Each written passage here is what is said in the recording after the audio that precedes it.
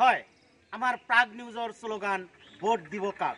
এই শ্লোগান লৈ মই উপস্থিত হৈছোঁ বঙাইগাঁও জিলাৰ 34 নং অভয়পুৰী উত্তৰ বিধানসভা সমষ্টিৰ অন্তৰ্গত নাম্বাৰপাৰা বজাৰত। আৰু সমাগত নিৰ্বাচন বিধানসভা নিৰ্বাচনত ভোট দিব কাক এই শ্লোগান লৈ আমি ৰাইজৰ মাজত উপস্থিত হৈছোঁ। আমি প্ৰথমতে জানিবলৈ চেষ্টা কৰিম কি ক'ব এই ক্ষেত্ৰত আপুনি। ধন্যবাদ দিছোঁ। ভোট আমি ধৰ্মনিৰপেক্ষ গণতন্ত্ৰ সমতা সমাজবাদ প্ৰতিষ্ঠা কৰা ৰাজনৈতিক দলক দিব লাগিব। আজি দেশখন বিভিন্ন সমস্যাত জৰ্জৰিত হৈ পৰিছে। এই সমস্যাসমূহৰ বিপক্ষে মানুহক একতা ধৰ্মনিৰপেক্ষতাৰ ভিত্তিত মানুহক একত্ৰ কৰিব পৰা শক্তি আৰু দেশক সমাজবাদী অৰ্থনীতিক চালু কৰি ৰাখিব পৰা ৰাজনৈতিক দলক আমি ভোট দিব লাগিব। হয়, তেখেতে সমাজবাদী ধৰ্মনিৰপেক্ষ সংবিধান মানি চলা দলক ভোট দিব বুলি কৈছে। আপুনি কি ক'ব?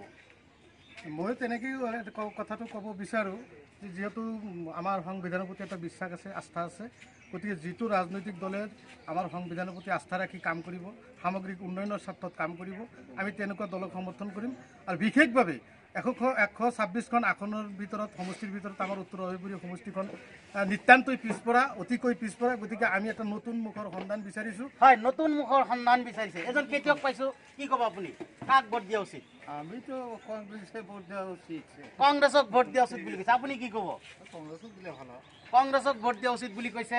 আৰু এজন সচেতন ব্যক্তি আছে, কাক ভোট দিয়া উচিত? মই কংগ্ৰেছ নেতৃত্বাধীন মহাগঠবন্ধনৰ প্ৰাৰ্থী বিচাৰিছোঁ আৰু মই নতুন আৰু সমষ্টিৰ ভিতৰত প্ৰাৰ্থী বিচাৰিম। নতুন মুখ বিচাৰিছে, সমষ্টিৰ কেণ্ডিডেট অৰ্থাৎ স্থানীয় কেণ্ডিডেট বিচাৰিছে। আপুনি কি ক'ব? মই বৰ্তমান যিটো বিজেপি চৰকাৰৰ যিটো গণতান্ত্ৰিক পদ্ধতি চলি আছে এইটো আমি উৎখাত কৰিব বিচাৰোঁ। মহাগঠবন্ধনৰ প্ৰতি আমি সমৰ্থন পূৰ্ণভাৱে আমাৰ আছে।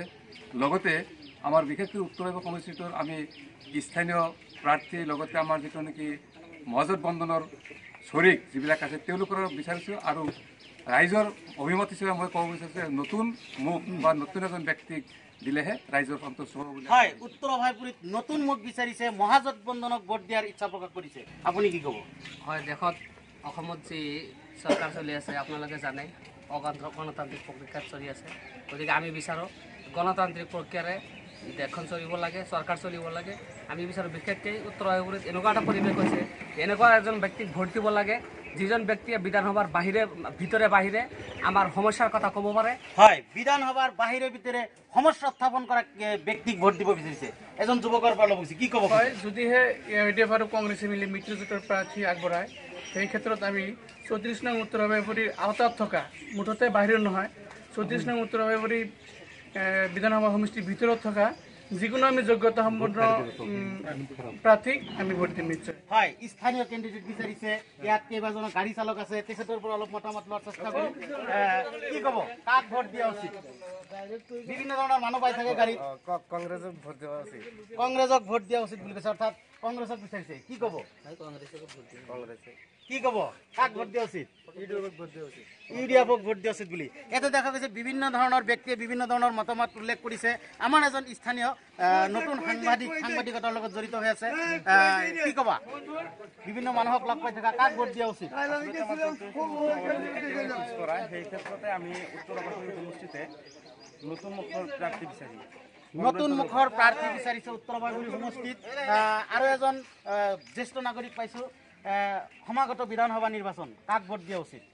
অসমৰ যিটো পৰিস্থিতি, মেইন পৰিস্থিতি হিচাপত আমাৰ কংগ্ৰেছক ভোট দি লাভ নাই। নতুন দল আহক উত্তৰ অভয়পুৰী, ইডিঅ'ৰ পৰা যদি প্ৰাৰ্থী আমাৰ লোকেল দিয়ে আমি আছোঁ তাৰ লগত। ইউডিএফৰ লোকেল প্ৰাৰ্থী হল আছে, অন্যথায় নতুন দল বিচাৰিছে। বিভিন্ন সমস্যাত জৰ্জৰিত হৈ আহিছোঁ, নানান ধৰণৰ সমস্যা আছে। কিন্তু আমি সেই 1978 চনৰ পৰা আজিলৈকে আমি বিধায়ক হিচাপে নিৰ্বাচন কৰি আহিছোঁ বিভিন্ন ৰাজনৈতিক দলৰ বিভিন্ন নেতাসকলক। কিন্তু সেইসকল নেতাৰ আমি সম্পূৰ্ণ নেতাৰ পৰা আমি কোনো সহযোগ পোৱা নাই। সেইকাৰণে আমি সম্পূৰ্ণ লাঞ্ছিত বঞ্চিত হৈ আহিছোঁ এই উত্তৰ অভয় সমষ্টিৰ ৰাইজে। আমি এনেকুৱা এটা ধাৰণাত উপনীত হৈছোঁ যে আমাৰ এই সমষ্টিৰ সাধাৰণ জনতা অযোগ্য প্ৰাৰ্থীক নিৰ্বাচন কৰাৰ কাৰণে আমি এই সমষ্টিৰ ৰাইজে বিভিন্ন সমস্যাত জৰ্জৰিত হৈ আহিছোঁ। এইবাৰ আমি বিভিন্ন চিন্তা চৰ্চা কৰি চাইছোঁ, আমি নতুন মুখৰ প্ৰাৰ্থী বিচাৰোঁ। হয়, বিভিন্ন পৰ্যায়ত ব্যক্তিৰ যিখিনি মতামত দেখা গ'ল যে সিহঁতে উত্তৰ অভয়পুৰী সমষ্টিত এখন নতুন মুখ বিচাৰিছে। আৰু মহাগঠবন্ধনৰ পক্ষত বিভিন্নজনে মন্তব্য দিয়া উল্লেখ কৰি কৰিছে আৰু অগণতান্ত্ৰিক যি ৰাজনৈতিক দল বা বিভিন্ন জাতি জনগোষ্ঠীৰ বিৰুদ্ধে যি কাম কৰি আছে তেনেকুৱা দলক ভোট দিব নালাগে বুলি মত উল্লেখ কৰিছে। মই ৰফিকুল ইছলাম, প্ৰাগ নিউজ।